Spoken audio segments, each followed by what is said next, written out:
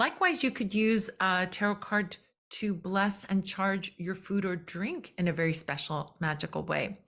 You could select a card to represent what it is that you want, and then you could place your dish of food, your plate of food, or maybe some fruits or some vegetables or chocolates or candies or nuts or something like that, cookies or whatever, on top of the card to charge and bless them with the energy of that card. Can you imagine like a magical cookie, like enhanced by the energy of the sun card to bring health, or the strength card to bring strength? I mean, it can be all kinds of things. When you start to think about this, you can get very, very creative with it.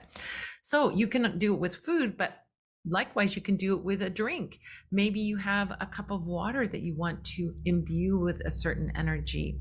Maybe you want to bring clarity, and so you put the star card down, or divine connection. That would be another great way. You can put the glass on top of the card, or you can put the card on top of the glass. Either way would work.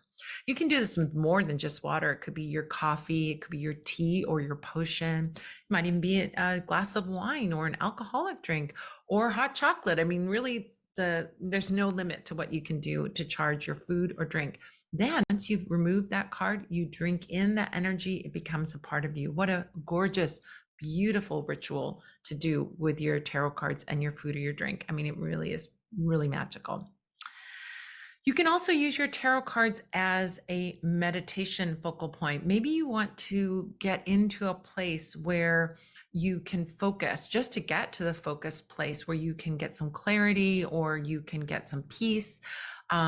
You might want to, for example, maybe you want to do well on a test. And so you think of maybe the high priestess being, someone who has all the wisdom, and you want to bring that energy of that archetype to yourself. So you could place that card out. You could put it in a card stand like the one I mentioned before, and look at it, focus on it, and draw that energy in. Just look at the card, look at all the details, focus, put on some nice meditation music as you do this.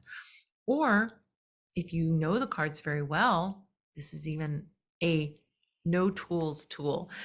If you know the cards very well and you're a good visualizer, you could visualize that card in your mind's eye and use that as your focal point for your meditation.